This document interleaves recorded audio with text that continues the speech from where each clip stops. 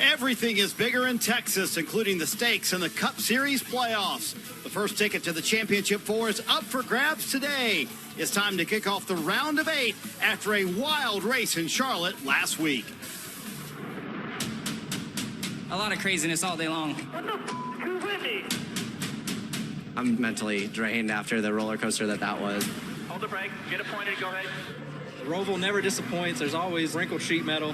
Scoring pretty good. They never come out of here looking as pretty as they did at the beginning. Just want to wish them a merry off-season and a happy Christmas. These elimination races are insane. Forward is directive. Was that the payback from Bristol? Sometimes real life teaches you good lessons. He was above the cut line prior to entering turn 1.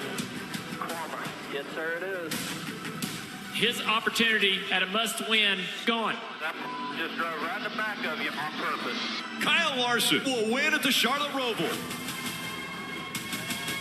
Hell yeah, this team does give up.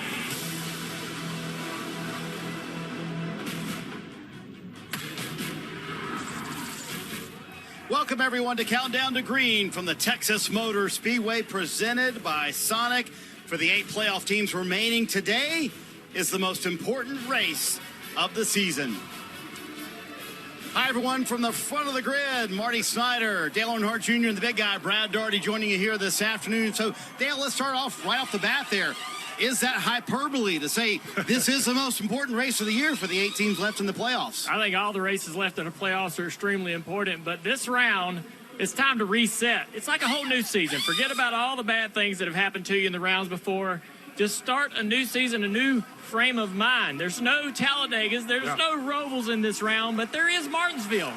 So you need to go into Texas, have a good day, go into another mile and a half at Kansas, get more points there, more stage points, and a solid finish. You don't want to go to Martinsville in the hole. Right. That's right. We saw the chaos from the Roval, Brad. Yeah, man. Isn't over between Chase Elliott and Kevin Harvick. Are you kidding me? Have you seen Kevin Harvick the last 20 years racing? He gets prickly, man. He got knocked out of the opportunity to win another championship. Look, he's an old guy.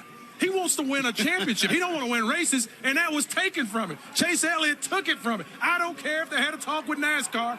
Kevin Harvick's going to be a problem for Chase Elliott to pass today. What are we up to? 2 talks with NASCAR now? Two talks with NASCAR. Another one this week. Third time's a strike. Here's what's on the menu presented by Sonic. The first ticket to the Championship 4 on the line today, as we talked about.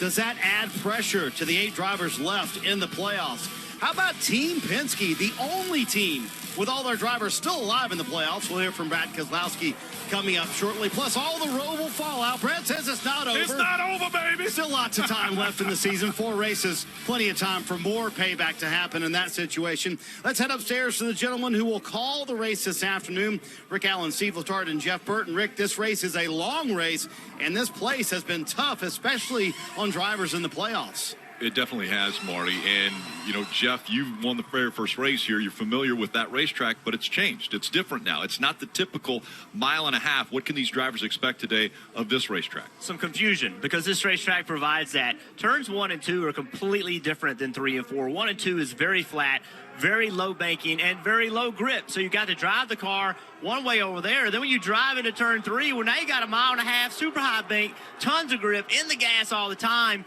It's really difficult for a driver to make those adjustments, and almost impossible for a crew to set a car up to be able to get around the racetrack the way the driver really wants it to. And Steve, we heard obviously that there was, you know, a difficult racetrack. The problems, though, are that these playoff drivers haven't had it very smooth up to this point.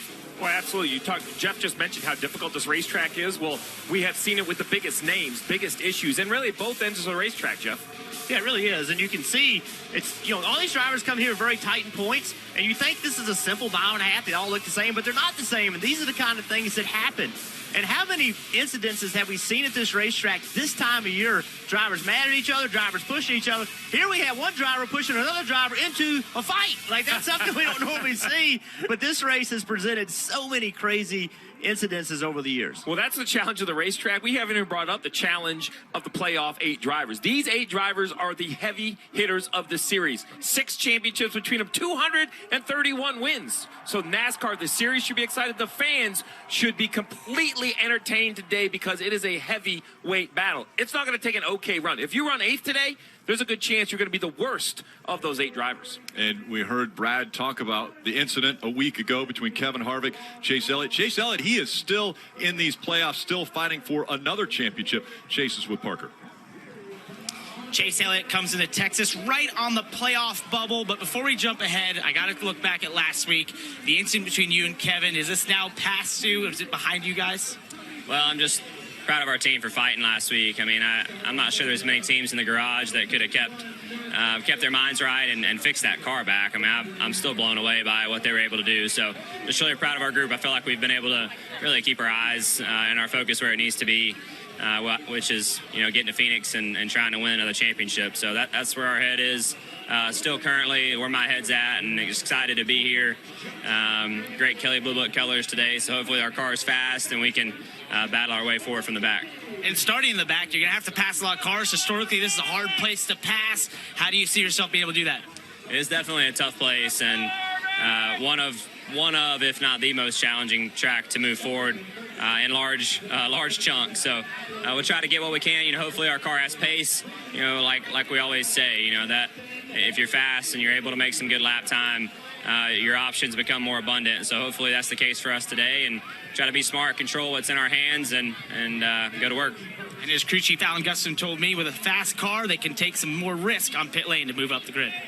Thanks so much, Parker. Brad, let's talk about this 550 package we'll have today. Obviously, Chase drives for Hendrick Motorsports versus Joe Gibbs Racing. They really took a big step. JGR did at Las Vegas. Denny Hamlin won that race. So who has the advantage in that department all year long? It was Hendrick. Who has it now? Yeah, I think it's Gibbs. I mean, with the strength that we've seen out of Kyle Busch, Martin Truex, and Denny Hamlin over the past few weeks, I think Gibbs has overtaken Hendrick as far as the 550 package is concerned. Yeah, I agree with that. I think you're right, Brad, that Gibbs has caught them, but nobody's caught Larson yet. That's a good point. All right?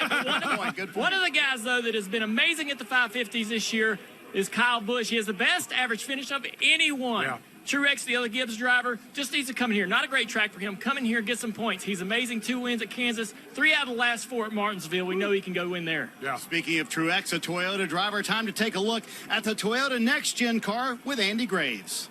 The transaxle has been added to shift gears into the future with the next-gen Camry TRD. With the new transaxle, there's a couple of differences that need to be pointed out. With the 5-speed versus the 4-speed transmission in the current Gen 6, the shifting mechanism is sequential on the transaxle versus a current H pattern with the old Gen 6 transmission. With the sequential shift, it's just a forward bump on the lever or back, which is going to lead us to less missed shifts. Also, having the 5 speeds in the transaxle versus 4 is going to give us more options, especially on road courses, as drivers look for the ultimate gearing and speed performance over the course of this track.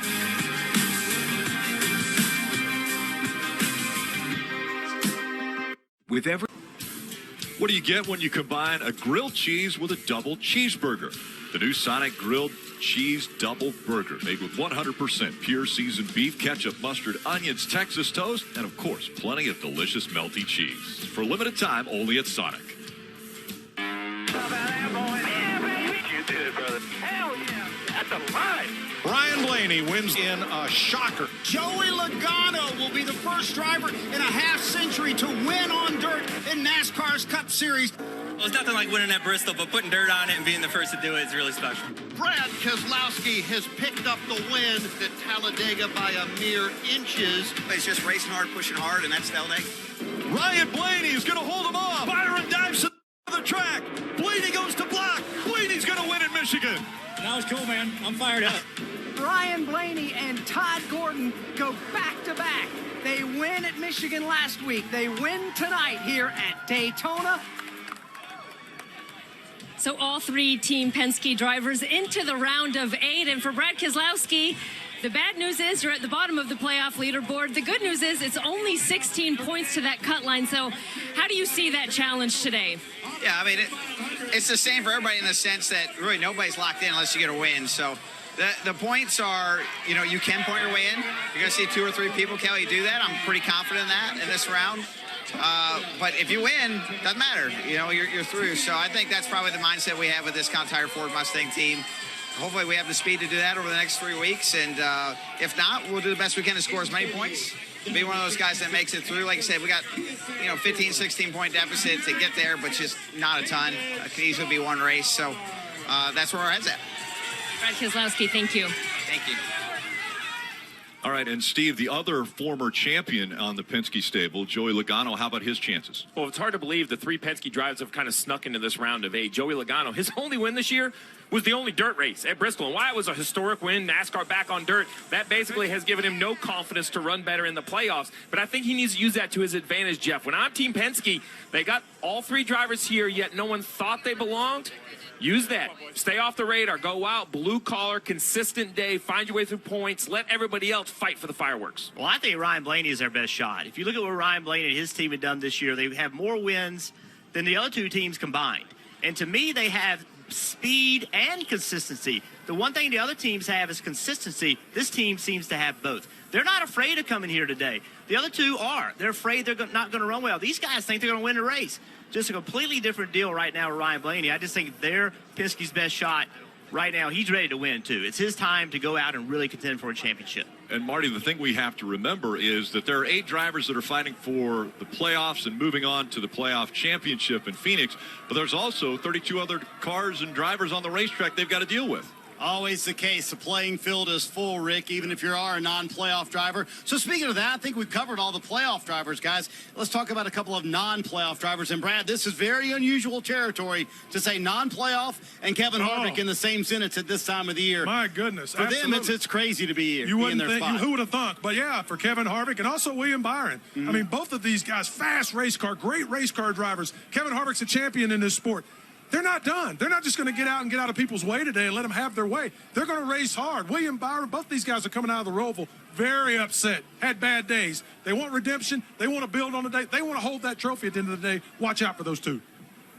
Yeah, I got to look at 2 guys, Kurt Busch and Austin Dillon. I know those names aren't going to jump off the page at anybody, but Kurt Busch has 8 top 10s in a row at this racetrack. Wow. That is an amazing string of top 10 runs. And Austin Dillon, his last 9 1.5-mile races, he's finished 13th or better. Yeah, that's pretty impressive. RCR's found a lot of speed, and they're using great strategy to get those results. Him and Tyler Reddick could have a good day today as well. Yep. So does that mean you put Kurt in your fantasy lineup or not? I got some I'm all playoff drivers. Changes to make.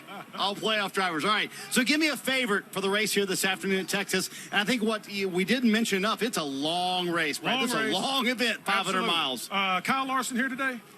Right behind you. He's right behind me. He's not going to win, though. No. I got Kyle Busch. The other Kyle gets it done today. Kyle Busch. You were going with Kyle Larson behind us. Okay. All right.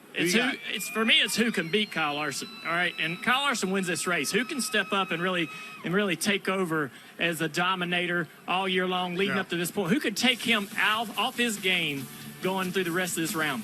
I'm going to go Denny Hamlin. He's 2 for 2, winning the first race in a round. Goes 3 for 3 today. When we come back, time for pre-race ceremonies from Texas in the round of 8.